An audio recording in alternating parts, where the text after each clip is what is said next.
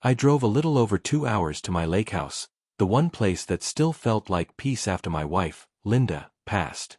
But the second I stepped onto the porch, I froze. My son, Michael, was sitting in my chair, his wife and her parents around him, sipping wine like they belonged there. He looked me dead in the eye and said, "You're not welcome anymore. This is their house now." I forced a smile, but inside, I already knew, they'd never forget this day. Before we go any further, if my story has found you, hit subscribe, and tell me in the comments where you're listening from. I want to see just how far my words can travel. It was the kind of smile people mistake for surrender. My hand tightened around the handle of my weekend bag until I felt the veins rise under my skin. The late afternoon light turned the water gold, the same water where Linda and I used to sit, counting ripples until sunset. That memory faded under the weight of what I was seeing. Michael leaned back, ankle over his knee, like he was posing. Jessica, his wife, sat beside him with her wine glass balanced just so. Her parents, Robert, with his perfectly combed silver hair, and Elaine with that smug little half-smile, looked far too comfortable. Robert even gave me the kind of nod you'd give a hired hand. "Excuse me," I said calmly. That's how I always sound when I'm deciding which part of me to show, the negotiator or the dismantler. Michael didn't blink. "We're here for the weekend. By we, I mean Jessica's parents, too. They'll start settling in. This place belongs to them now." I glanced past him into the living room. The blanket Linda knitted was draped across the couch we'd picked together. The cedar coasters I'd made sat on the coffee table, but Elaine's glass rested right on the wood. "Since when," I asked slowly, "does something I own become someone else's without me knowing?" Jessica set down her glass. "Since we decided it makes sense. They need a place, and Richard, you hardly ever come here. It's selfish to let it sit empty." Empty. I'd been sanding the porch last month, replaced the screen door the month before. But none of that mattered. It wasn't about use, it was about control. Robert finally spoke, voice slick with false courtesy. "We're grateful for your generosity, Richard. We'll take good care of it." I ignored him, kept my eyes on Michael. "And you thought you could just declare that, sitting in my chair?" There was a time when a single look from me made him shift in his seat. But now, he didn't flinch. Somewhere between his college graduation and this porch, he decided he was the one in charge. I stepped closer. No one moved aside. "I drove 2 hours to be here," I said evenly. "I'd like to come in." "Not today," Michael replied. "We've got dinner plans. You'd just be in the way." In the way. I looked at each of them. Elaine crossed her legs like she was settling in for a show. Jessica smirked. Robert poured more wine. Finally, I said, "All right. Enjoy your evening." My voice tasted like metal. I walked back to my car. Their laughter and talk of wine followed me until I shut the door. The engine hummed to life, and as I backed down the drive, I caught one last glimpse of them on the porch. Michael didn't even watch me leave. He was already back in conversation, already erasing me. The road away from Silver Pine Lake winds through pines that always smell like rain. Linda loved that smell. We'd drive this way with the windows down, her hair whipping in the wind as she laughed at the radio.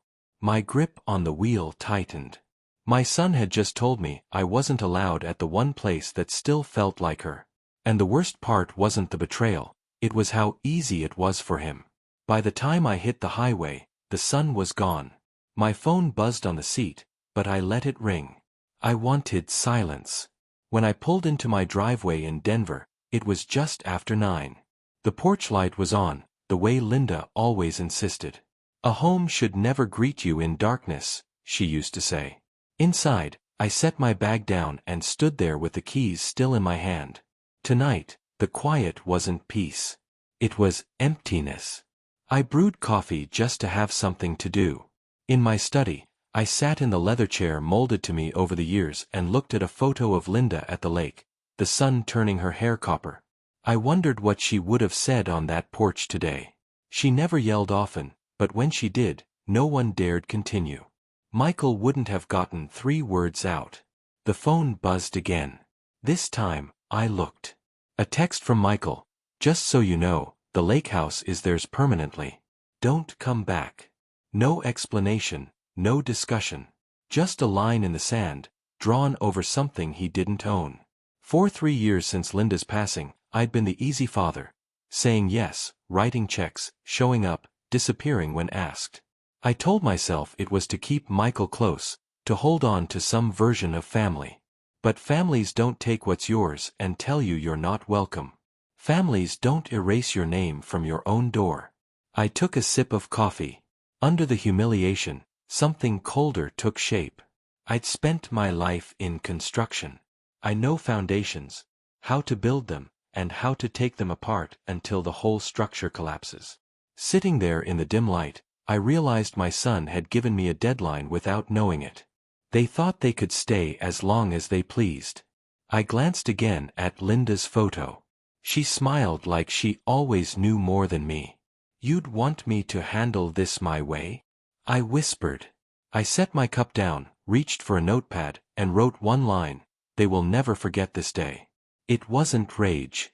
It was a plan. And in my world, plans get built.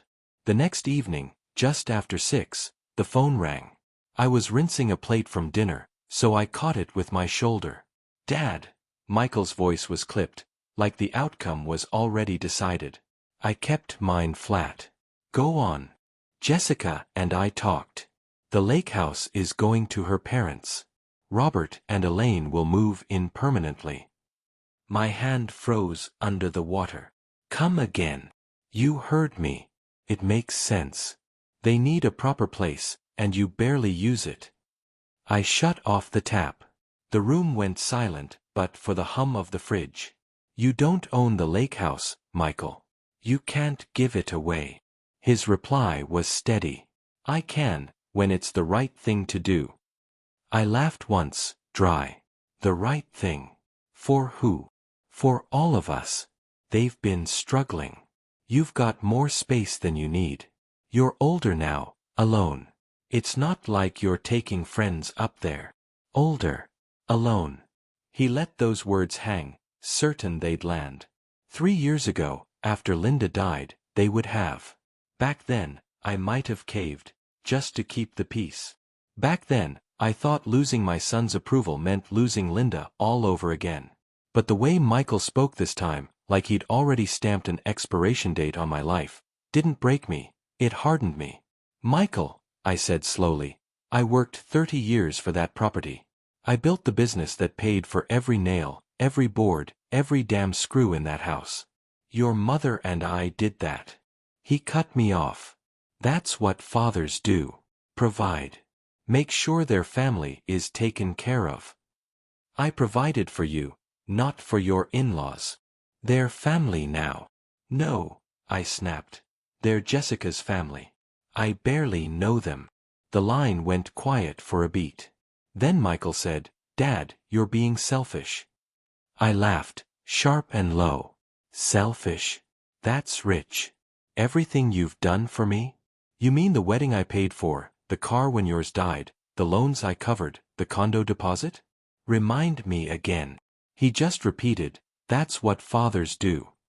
His voice sharpened. "And what sons don't do is cling to an empty house." "It's not empty," I said. "I'm there when I want to be." "You're holding on, Dad.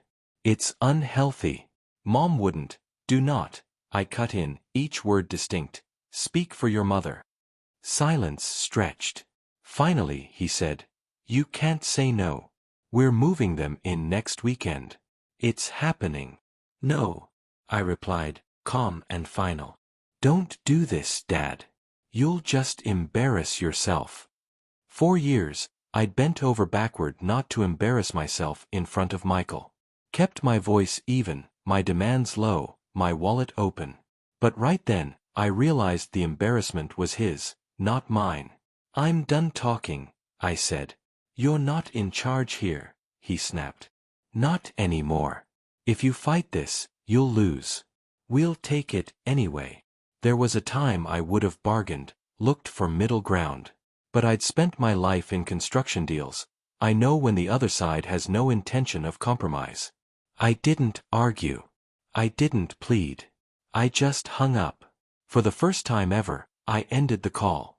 The phone sat dark on the counter, my reflection faint in the glass. My pulse was steady, my breathing even. That small click felt like the first move in a game I'd been avoiding for years. I dried my hands, stood in the kitchen doorway, and the silence pressed in. But now, it didn't feel empty, it felt charged. Because I knew two things: Michael had crossed a line that couldn't be undone. And I was finally ready to do something about it. Sleep never came that night. I went through the motions: shower, brushed teeth, skimmed the sports page. But when I lay down, my mind lit up like a project board. Monday, April 14th. Tuesday, Wednesday, Thursday. Saturday, April 19th. Dates stacked in my head like milestones. 30 years in construction had trained me to think in timelines. And Michael had just given me one: next weekend. That wasn't a vague idea. That was a fixed target. And fixed targets can be hit. I turned to the space Linda used to sleep. She hated deadlines but loved preparation. Measure twice, cut once, she always said. My thoughts lined themselves into a plan. This wasn't only about keeping the lake house, it was about showing Michael, Jessica, and her polished parents that I wasn't furniture they could move around. For 3 years after Linda's death, I'd let them treat me like that. Moved where they wanted, paid what they asked, convincing myself that saying yes was the only way to keep family from vanishing. The pattern was embarrassingly clear. 8 months after the funeral, Michael called. "Dad, the car's dying. Jessica needs something reliable for work." That became $26,000 for a new SUV, delivered in a week. A year later, it was the condo. "We have to move fast, Dad." I wrote the deposit check without even seeing the place. Then came a small loan for furniture. 5 figures, gone. Every time, I told myself Linda would have wanted me to help. Every time, their thank yous got shorter while the requests grew. And now, here we were. By midnight, I gave up on sleep, padded to the kitchen, brewed black coffee, and sat with a legal pad. At the top, I wrote one word: options. Underneath, legal defense. Marcus Lee. Lock changes, too aggressive. Surveillance, control the environment. Psychological deterrent. Public embarrassment, risky. I studied the list. Legal was obvious. Marcus had handled my contracts for 20 years, kept me clear of lawsuits, even reversed a zoning board ruling that would have cost me $500,000. Lock changes felt premature, they'd only think I was panicking. Surveillance, though, that had possibilities. Psychological deterrent, I smiled. I'd used it in business before, subtle pressure that made the other side walk away thinking it was their choice. I scratched out options and wrote advantages. Rule 1. Never negotiate from desperation. Rule 2. Control the information. Rule 3. Own the timing. I could almost hear Linda's voice. "You're building something again, aren't you?" By 2 a.m., I had the skeleton of a plan. Phase 1. Talk to Marcus. Get legal walls up before Michael even smelled concrete. Phase 2. Install a system at Silver Pine that would make life uncomfortable for intruders. Phase 3. Let Michael walk right into it, all timed to the deadline he'd given me. At dawn, I showered, shaved, and pulled on the old Navy sport coat I used to wear for client meetings. Not for Marcus, he wouldn't care, but for me. You dress for the work ahead. By 8:30, I was in Marcus Lee's downtown office. His handshake was firm, steady as ever. "Richard, good to see you." "Wish I could say the same," I answered, taking the leather chair opposite him. "Family situation. Property dispute." His eyebrows rose. "Commercial or residential?" "Residential. Silver Pine Lake Villa." "That's in your name?" "Bought it outright, 12 years ago." His pen paused. "Who's making the claim?" "My son." He didn't flinch, but he stilled. "Family disputes get messy. I don't want messy. I want airtight. We went over the basics. Deed, purchase history, my will. Marcus outlined protections, review the deed, reinforce ownership with a trust if needed, document every threat. How fast? I asked. Basic review, a few days. Stronger protections, 2 to 3 weeks. Too long. They're moving in next weekend. He nodded once. Then we start now. Bring me every piece of paperwork by tomorrow morning. And Richard, document everything. Texts, calls, conversations. Write it down. I left his office with a focus I hadn't felt in years. Outside, the Denver sky was a hard, perfect blue.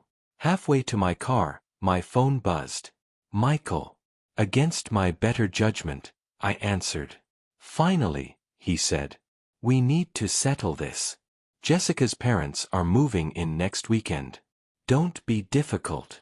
I slid into the driver's seat. The only nonsense is you thinking you can give away my property. It's not nonsense, Dad.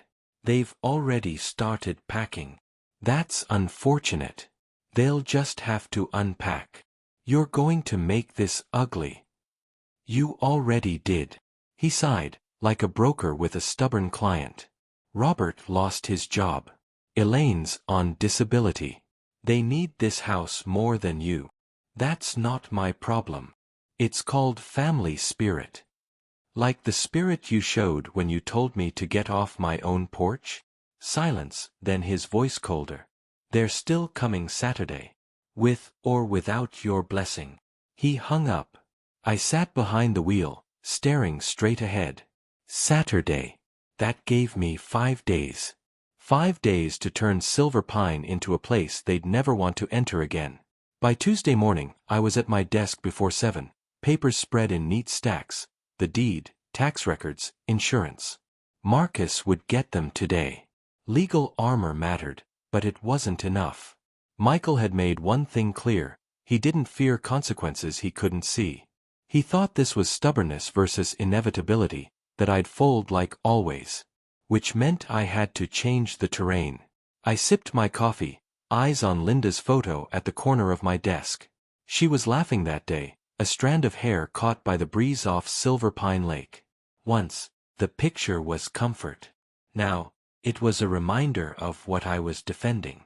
By 8, I was walking down the block to a white mailbox ranch belonging to Darren Miles, 52, bachelor, tech genius, the kind of neighbor who could wire a home theater before most folks finished reading the instructions. We'd met the winter after Linda died when I helped him fix a burst pipe. He never forgot. He opened the door in jeans and a faded startup tee, glasses smudged. Richard, he said, waving me in. Everything okay? Depends on your definition, I answered. His office looked like a server rack, monitors, wires, shelves of gadgets I couldn't name. Saturday, I need help with a project. He squinted, judging if I was serious. What kind of project? The kind with motion sensors, lights, sound, maybe visuals. Triggered automatically when someone enters a room. He leaned back, grinning. Like a haunted house. Something like that. Except the point isn't fun, it's to make people leave and not come back. That got a chuckle. Now you've got my attention. Who's the target? Better you don't know, I said. Let's just say they think they can move into what isn't theirs. I want them to have an experience they won't forget. He studied me, then nodded. I can do unforgettable. We spent an hour sketching it out. Motion sensors in every main room, tied to strobing lights and a voice assistant. Attention, you are not the owner of this property. Leave immediately. Hidden speakers in vents and corners, playing footsteps, creaks, whispers. Projectors throwing tall, shifting shadows across walls. Faucets that roared to life on command.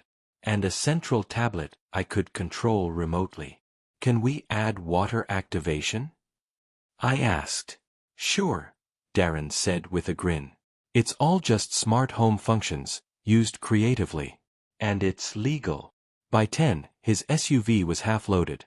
Sensors no bigger than smoke alarms, rolls of LED strips, compact projectors, backup batteries, a control tablet.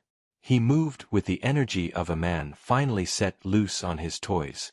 The 2-hour drive to Silver Pine gave me time to run through the villa's layout: entryway, kitchen, 3 bedrooms, Linda's sewing room left untouched since she passed. Every space would play its part. When we arrived, Darren stepped out and whistled low. "Nice place." "It's mine," I said flatly. "And I intend to keep it." Inside, the cedar cleaner I'd used last month still lingered. Wrong to be here without Linda, but now that wrongness carried purpose. We started in the entryway. Darren mounted a motion detector over the door, syncing it to the tablet. The lights strobed. The assistant's voice rang out, "Attention. You are not the owner. Leave immediately." Good. Room by room, we layered the system. Projectors upstairs casting eerie shadows, faucets rigged to blast open, whispers and footsteps ready to rattle anyone's nerves. "This runs on a closed network," Darren explained, tucking wires. "They can't shut it off. Backup batteries in the basement give you days, even if they kill the breaker." By mid-afternoon, the villa looked untouched. That was the beauty. It seemed normal, but every corner was primed to come alive. We tested everything: strobes pounding, whispers rising, faucets roaring. It worked. As we packed up, I paused at the entryway, watching the sun sink copper across the water. Linda loved this hour, said it felt like the world was holding its breath. I locked the door and set the system to standby. In my mind, I saw Michael stepping inside, Jessica and her parents behind him, all of them so sure the house was theirs. And the house answering them back. The game was about to change. Wednesday morning, Darren showed up early, arms full of cases and a compact projector tucked like a football. "Couldn't stop thinking," he said, grinning. "Got more ideas." His few ideas were never small. By the time we loaded his SUV, we had industrial backup batteries, new microspeakers, and something he called directional audio, sound that hit only one person in the room. I pictured Michael in the hallway, hearing a whisper in his ear while Jessica and her parents looked around in confusion. Perfect. The villa was exactly as we'd left it. That was the genius of Darren's work. Everything was hidden in plain sight, waiting. Darren started with the projectors, one aimed down the upstairs hall, casting a faint figure that looked like someone pacing. Even knowing it was light, my instincts tightened. Imagine seeing that at 2 a.m. after a couple glasses of wine, Darren said. 2 more went into the guest rooms, flickering just enough to catch the eye. Then came the directional audio. He hit a speaker above the entry. I stepped onto the mat, and a voice whispered, "You shouldn't be here." Step aside, it vanished. Step back, it returned. It felt personal, like the house itself had chosen me. Darren grinned. "That one will get in their heads." By noon, the villa was fully wired. Motion-triggered strobes, faucets roared, whispers followed you through rooms, shadows flickered on walls. In the basement, Darren hid backup batteries so the system could run a week, even if they cut power. We tested everything, the rhythm flawless, each element resetting after a pause. "It's a masterpiece," Darren said. "It's a tool," I replied, though part of me agreed. We ate sandwiches on the porch, the lake calm in front of us. From outside, the villa looked normal, but inside it had teeth. Linda had wanted the place to be welcoming. She wouldn't have liked the methods, but she would have understood the purpose. By late afternoon, it was armed, paired to my phone. Every camera and sensor ready. That night in Denver, I watched the feeds glow across my desk: entryway, kitchen, hall, landing. At 8:47 p.m., Michael texted, "We'll be there 2 o'clock Saturday. Don't bother coming." I smiled. Exact timing. Now I had the last piece. Saturday at 2, they'd arrive certain of themselves, and the house would answer back. April 19th, 1:45 p.m. The cameras showed a quiet entryway, the lake like blue glass. At 2:02, a silver SUV pulled up. Michael drove. Jessica in the passenger seat. Robert and Elaine in back, leaning forward like tourists. They spilled out quickly, already moving like they belonged. Michael unloaded bags while Jessica pointed toward the porch. Robert rolled a suitcase, Elaine clutched a tote like she was settling in for good. They reached the steps and saw the steel sign Darren had mounted, "Welcome to the House of the Future. Enter at your own risk." Elaine froze. "What's this supposed to mean?" Robert muttered. "Some kind of joke." Jessica laughed it off. "Dad's always weird. Ignore it." Michael didn't even glance. "Come on." But Elaine grabbed it, yanked it off, screws screeching. She tossed it aside, smiling like she'd already improved the place. Michael used a copied key, opened the door, and called, "Welcome home." From my study, I switched to the living room feed. They entered one by one, shoes crossing the rug Linda and I had bought years ago. "It's even nicer than I imagined," Elaine said. Robert dropped his bag. Jessica pulled out wine. Michael adjusted the thermostat, standing in the center like a man inspecting property he believed was his. I let them roam freely for hours. Robert upstairs. Elaine rearranging cushions. Jessica rinsing dishes. Michael sprawled on the couch, scrolling his phone with a smug little smile. Every so often a sensor lit up, but I didn't trigger anything. Not yet. Let them feel safe. By 10:03 p.m., the house was quiet. Robert in pajamas. Elaine in bed with a book. Jessica finishing dishes. Michael on the couch, still smirking. The noise graph on my tablet dropped near silence. I leaned forward, tapped the screen. Execute full sequence. The system came alive instantly. Lights strobed in sharp red, blue, and white. Projectors sent pacing shadows down the hall. Whispers hissed from hidden speakers. "You shouldn't be here." Water blasted from sinks and showers, steam fogging the landing. The cameras showed Robert stumbling out, shielding his eyes. "Pat, what the hell?" Elaine screamed from the guest room. Jessica spun in circles, shadows sliding along the walls. "Ethan, did you do this?" He tried to brush it off, power surge, but stopped when the voice assistant cut through. "Unauthorized occupants detected. Leave immediately." The directional audio hit Michael alone. "Get out." He froze, spinning. Meanwhile, Jessica struggled with faucets that wouldn't shut off. Robert yanked the fridge open as if it might help. Elaine clutched the doorway wide-eyed. Upstairs, a shadowy figure leaned in a guest room doorway. Elaine screamed, "Call the police." Michael fumbled for his phone, but I knew what they'd find, a perfectly normal smart home. Nothing illegal. On camera, Robert grabbed Elaine's arm. "We're leaving," Jessica yelled. "The door won't open." I'd set a 30-second delay. Michael fought the lock until it finally clicked, and they spilled outside, sprinting to the SUV. Within a minute, they were gone, tail lights swallowed by the trees. The villa went silent. Perfect execution. They thought they'd claimed a house. Instead, they'd walked into mine. The next morning at 7:31, Michael called. His voice was ragged. "What did you do, Dad?" Lights flashing, water pouring, voices screaming. Patricia cried for hours. Gerald swore he saw someone. "That sounds terrifying," I said calmly. "Did you call anyone?" "The police. They found nothing." "Well, that's a relief." "Relief? We didn't sleep all night. Don't patronize me. This was deliberate, and you did it." I smiled at the monitor.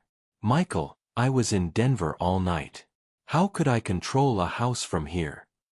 "You hired someone to set up a haunted house? Sounds far-fetched." "This isn't over," he said, breathing hard. "We're still moving in." "Maybe the house doesn't like strangers," I replied. 10 seconds of silence. Then, softer. "I underestimated you." Click. By 10 o'clock, the entryway camera lit again.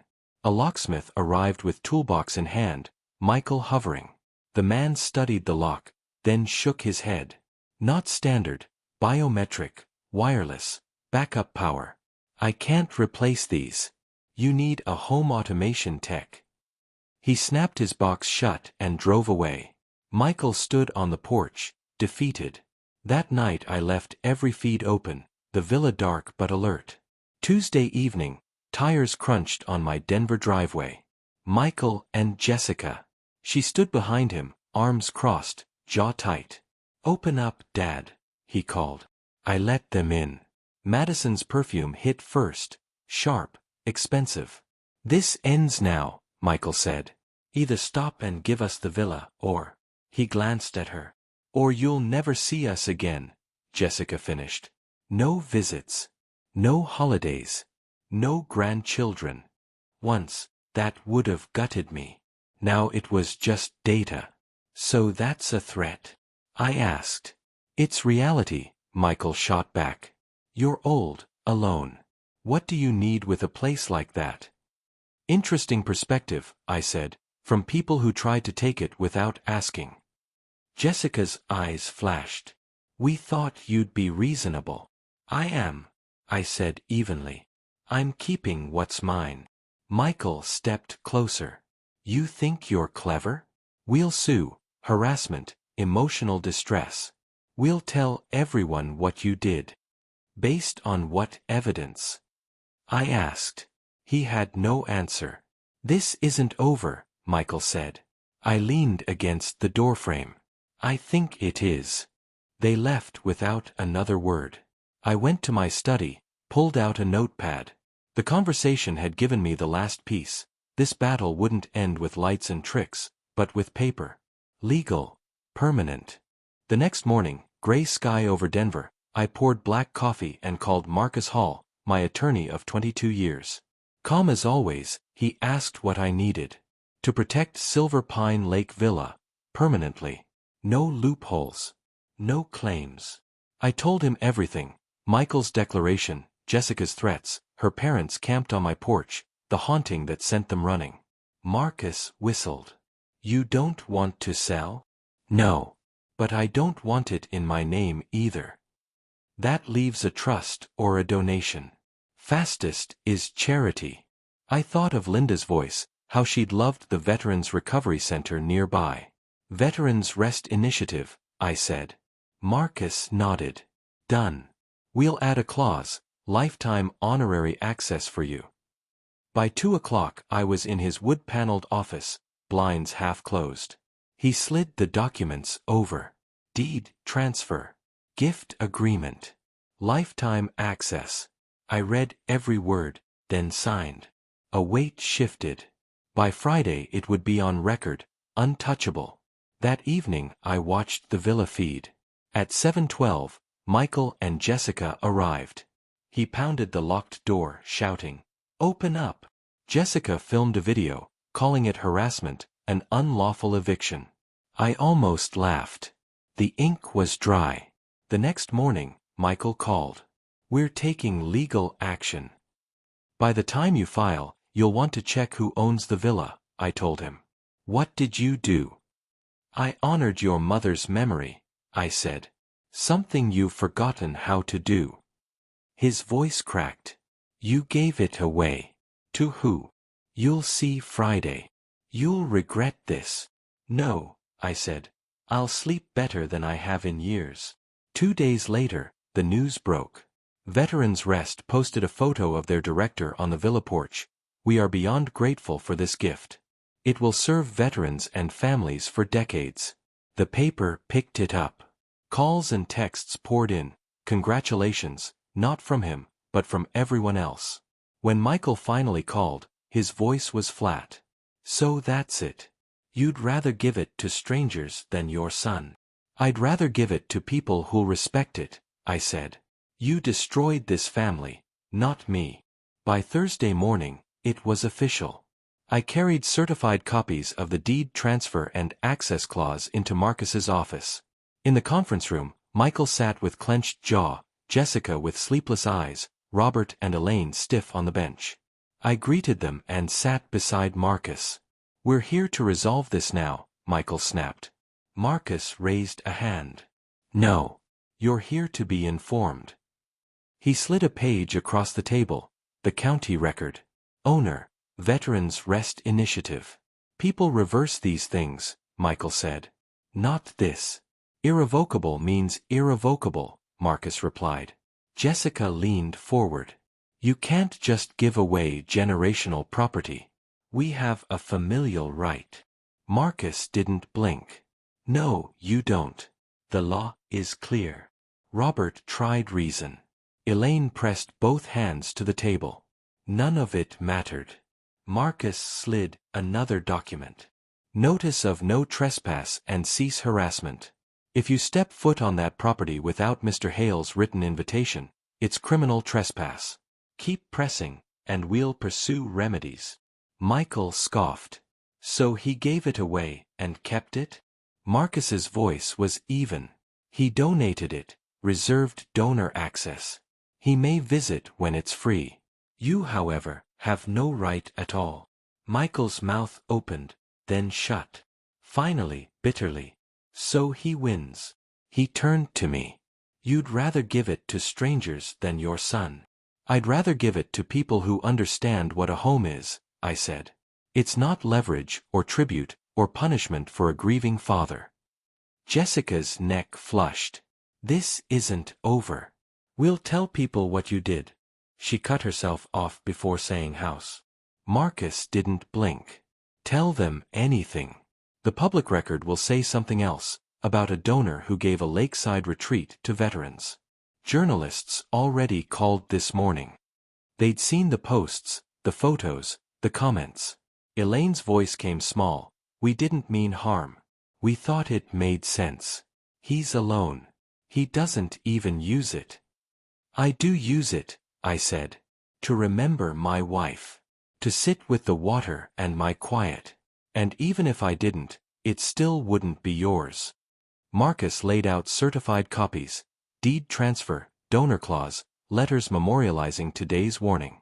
Michael stared at them like a foreign language. You planned this. Not at first, I said. But the moment you told me I wasn't allowed in my own home, you showed me how it would end. He shot to his feet. You've destroyed our family. I enforced a boundary, I said. Families survive boundaries. They die without them. Robert raised his hands. Can we at least discuss a transition? Marcus slid an envelope across. Relocation vouchers through Veterans Rest.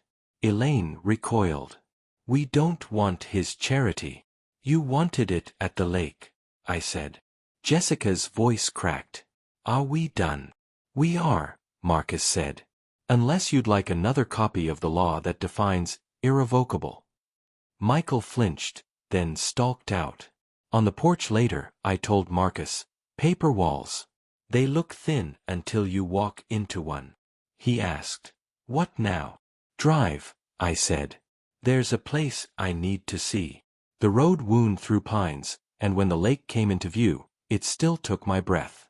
On the porch stood Dana Ortiz, program director for Veterans Rest. Clipboard in hand, she smiled warmly. We'll keep the dedication small. You'll have your time here, and our clients will have theirs. Inside, the house was stripped of Darren's tech, just wood, soap, and quiet. Dana walked the rooms, listening as I showed her where Linda liked to read, where the winter light fell, which drawers stuck before rain. She took notes like a steward, not a guest. We were at the window when tires crunched outside. Expecting someone? She asked. No, I said. But I expected this. The knock rattled the door. I opened it because I chose to. Michael stood alone, sunlight bleaching his face, almost young again. Is it true? He asked. It's true, I said. It's done. He looked at his shoes, then back at me. I said awful things. You did, I agreed. He struggled for an apology. I said, you thought if you pushed hard enough, I'd mistake kindness for surrender again. Do you hate me? He asked. No. But I stopped letting you make me small. For a second, I saw the boy with the baseball in the driveway. What happens now? You go home. Figure out who you are besides entitled. One day, If you can walk into a room without an angle, call me. Until then, this place is busy. Busy, he repeated, as if trying it on. Then he turned and left. Dana stood beside me. You okay? Better than okay, I said. I'm done apologizing to people who want what's mine. She told me the board approved a plaque, given in memory of Linda Hale. May this house be a quiet kind of healing. She'd like that, I said. Later on the dock, I thought of all the years I'd mistaken love for filling someone else's empty spaces with a house key. The lake moved steady, the pines shifted in the wind. No audience now. Just a man who gave something away to keep the part of himself that built it. My phone buzzed. A text from Michael. I'll be in touch when I'm ready to talk like a son. I didn't reply. Some messages are answered by the life you live. I hadn't expected an update. Readiness comes like thaw, you can't rush it. Still, I kept my phone on during trips. Silence can be its own conversation. The crunch of tires broke the quiet. Not Dana. An older Ford pulled up, and a broad-shouldered man stepped out. You Hale. I am. I'm Ray Torres. Served with Daniel Price. He said this place would be for us. You're the donor. I nodded. He joined me on the dock, staring at the water. Price told me it was the first place he could breathe. Thought I'd see it myself. You're seeing it, I said. Still water can trick you, he muttered. Looks safe until it isn't. Guess that's why this place works. You know it's deep, but you're okay. We stood quietly, watching ducks skim across.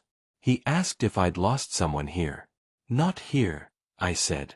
But it was hers. After she was gone, others tried to make it theirs.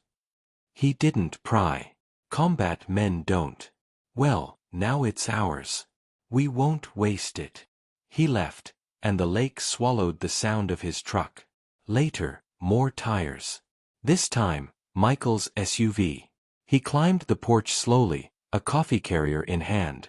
Didn't know if you still drink it this late. Depends on the company, I said. We sat by the fire. He didn't rush. I've been thinking about what you said. About boundaries. I told Jessica I needed space. She called it leaving, so I left. Rented a place. Gave her the lake in my head a dozen times.